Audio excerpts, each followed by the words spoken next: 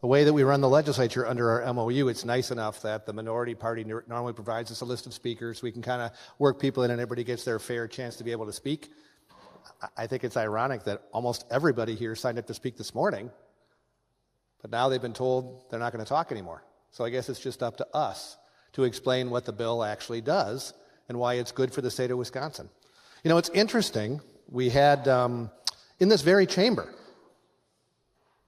I'm just going to read some quotes and see if you sense a theme from what these quotes say. So tonight, as promised, I am bringing the fight for nonpartisan redistricting to the legislature. Folks, it's time we look to the people, not politicians, to draw maps that are fair and impartial. To ensure the integrity of the process and the fairness of the maps, Wisconsin must look to the people, not politicians, to assist in drawing maps that fairly and accurately represent our state and a diverse population. When I ran for governor, I promised the people of the state that I would fight for nonpartisan redistricting with the fair, impartial maps that were drawn in the light of day, and by golly, we're going to make good on that promise. In his remarks, the governor said he'd bring the fight for nonpartisan redistricting to the legislature by signing an executive order to form a nonpartisan commission. Under Evers' proposal, under Governor Evers' proposal, the state's nonpartisan Legislative Reference Bureau would be given the responsibility of drawing electoral boundaries at the direction of a new nonpartisan commission.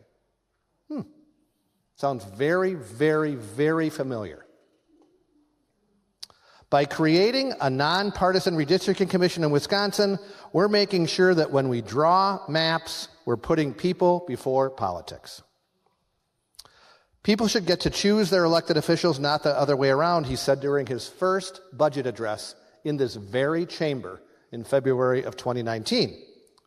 And actually, if you remember, because I was here, some of us might not have been, but for those of us who were, let me jog your memory. He actually said that we should adopt, let me actually quote, want to end gerrymandering in Wisconsin? Tony Evers says, look to Iowa. That was actually contained in the 2019 budget, the Iowa model, here today. So now, I know perhaps some of us were not paying attention or reading our phones or doing whatever people do if they're not interested in the debate. But the amendments that we adopted earlier today, some with a bipartisan vote, some not, addressed all of the major concerns that we have heard from people about the proposal before us today. First Amendment says we have to make sure that there's actual staff for the commission. So you can't say the commission goes out and has these hearings and nobody's there to help them. It's actually staffed by the nonpartisan LRB under our amendment. Second Amendment says that each map has to pass with a bipartisan vote. That's actually better than the Iowa model because in Iowa they don't require a bipartisan vote. It actually says that the 5 commission members who are required to work with the LRB nonpartisan staff to draw the maps have to all vote. So there's never a time they try to pull a fast one when one of the people from one of the parties isn't there and they adopt something that's against the will of the 5. Upon recommendation from the LRB, the commission also appoints people with expertise in the Federal Voting Rights Act. So for those who somehow say we're going to try to skirt the Voting Rights Act, we're actually doing more. Again, Iowa doesn't require that. So we listened. Some said, even though because they picked up the talking points of the Democrat Party, and I feel sorry for all the people who just listened to them, assuming they were telling the truth, because they didn't.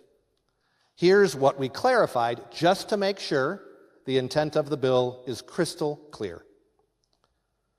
The process of submitting maps actually happens where the commission draws the maps. They have hearings all around the state. Under our amendment, at least 8, 1 in Milwaukee, 1 in Madison, 1 up north, and then 6 somewhere else.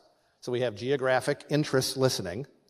But it says that the legislature has until January 31st to draw the map. So for those who said this is some kind of a grand scheme, you got it on MSNBC, you got it on all your liberal outlets, to be able to say that somehow we were just going to draw this process out, that we were going to have a secret strategy to never adopt a map.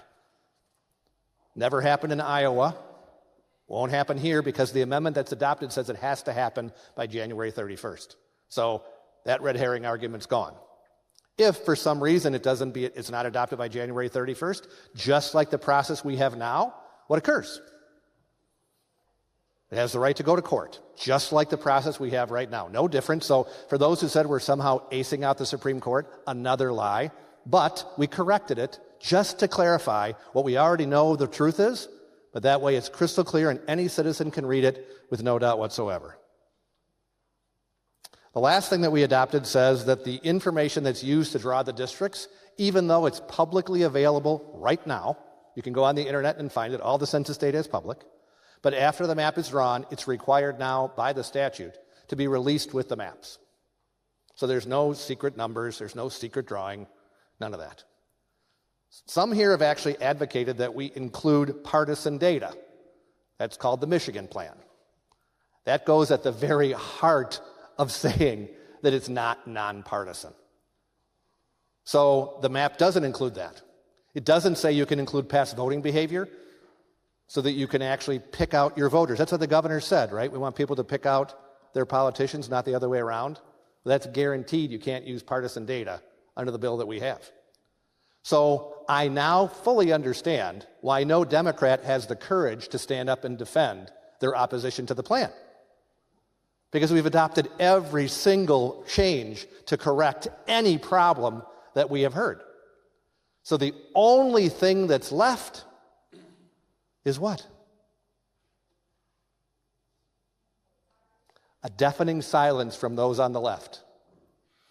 Because they have no argument why they oppose the plan. None.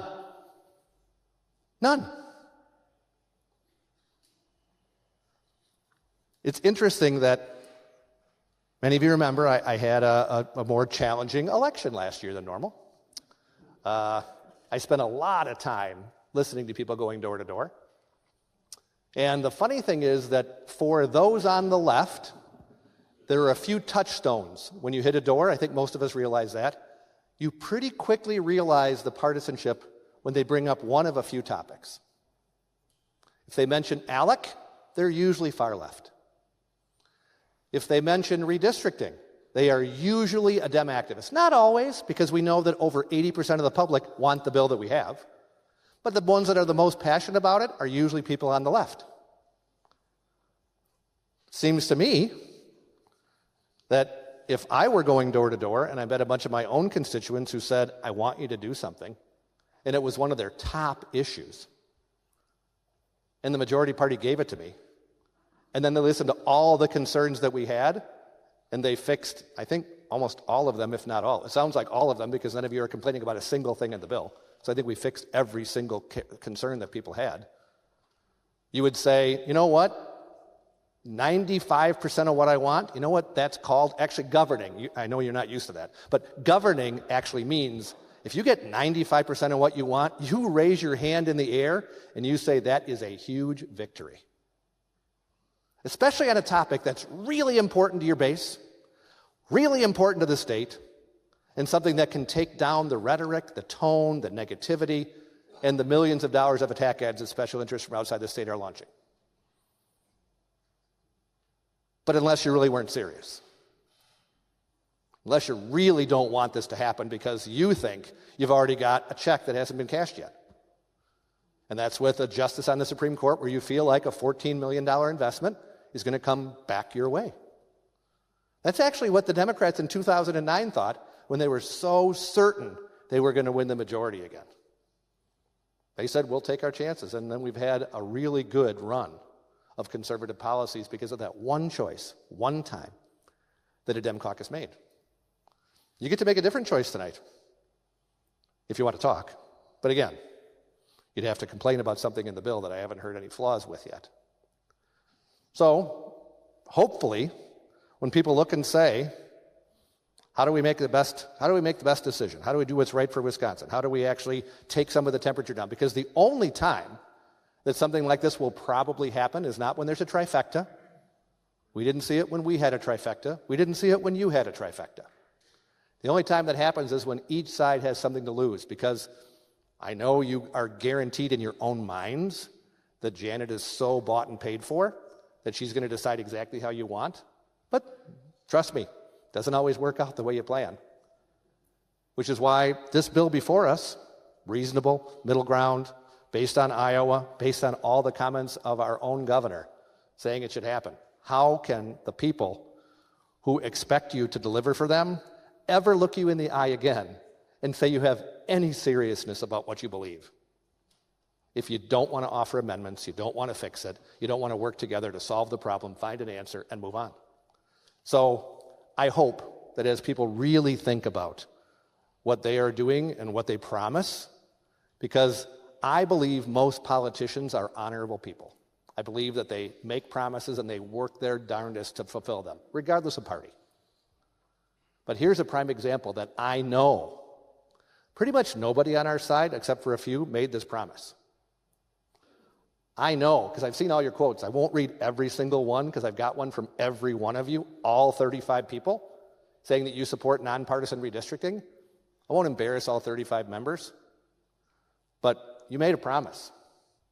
You made a promise to the people that you represent, and you have a chance to actually make it happen. That doesn't happen often in the minority. So I hope you will really think about what you want to be able to explain as you go home and say that I left my partisanship aside. I looked at the final results of what amendments were adopted, how the process worked when we listened, tried to find things that brought people together, and we get a strong bipartisan vote to send it to the Senate and then ultimately to send it to the governor for signature. So it's a good day today. We should be proud. And again, I'm curious to hear your criticisms, if you have any. If not, I will let the silence of the chamber be the one that is the thing that the people remember, as only the people who speak in favor of the proposal are on the floor.